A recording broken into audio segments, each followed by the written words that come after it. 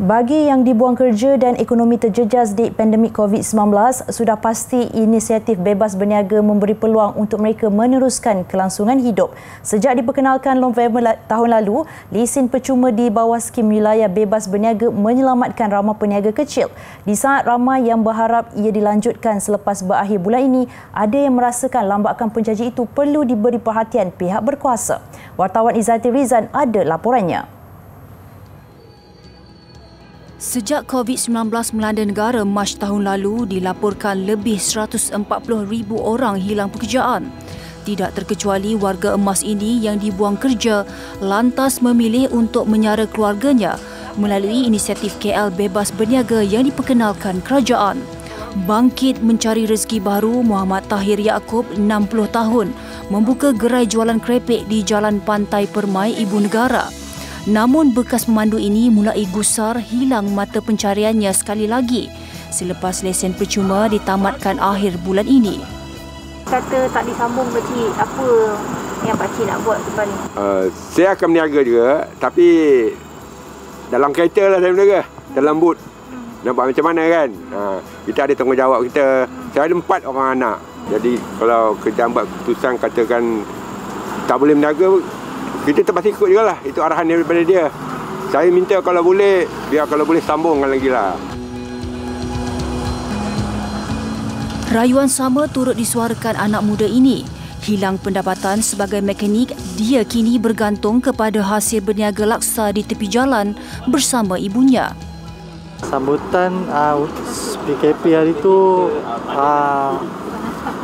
bolehlah, alhamdulillah lah, sebab orang pun tak keluar mana, tak keluar.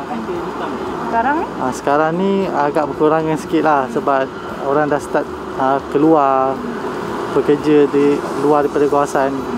Okay, saya harap kerajaan dapat sambung lah lesen-lesen peniaga sementara untuk peniaga-peniaga kecil yang bernafas.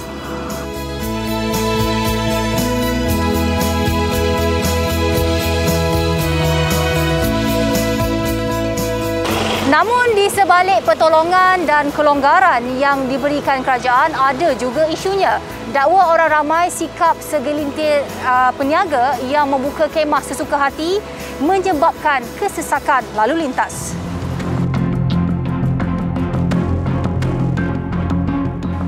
Ini buktinya melalui rakaman lensa kamera kami. Membuka tapak perniagaan di sebelah hentian bas boleh mengancam nyawa. Begitu juga membuka tapak melebihi saiz dibenarkan. Aspek keselamatan tidak diutamakan. Tidak kurang juga yang mencari rezeki hingga menutupi laluan pejalan kaki. Situasi membabitkan penjaja ini kami ajukan kepada Persatuan Penjaja dan Peniaga Kecil Melayu Wilayah Persekutuan. Kita melihat seperti di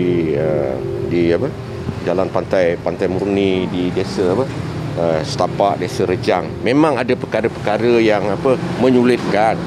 Tapi saya melihat perkara itu boleh diatasi.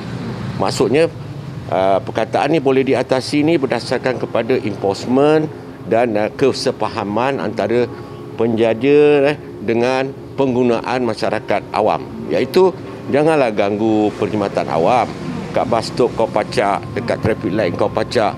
Jadi kena bertoleransi lah.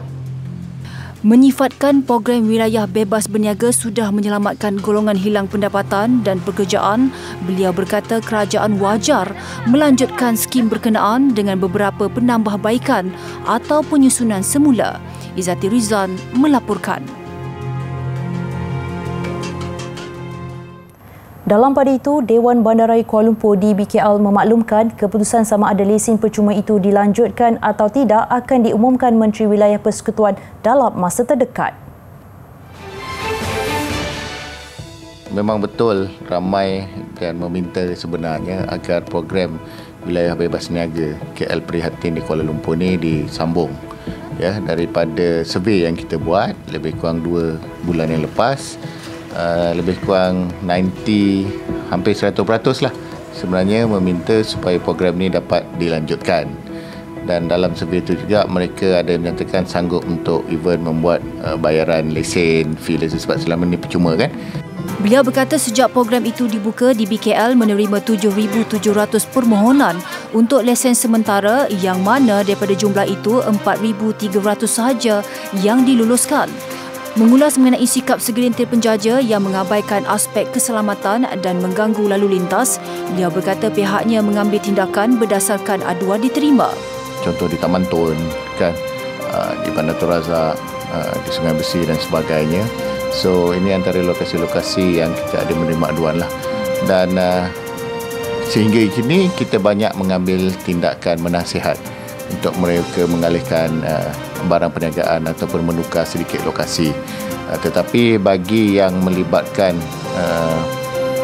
apa orang kata warga, bukan warga negara ataupun warga asing, yang itu kita terus ambil tindakan tegas lah.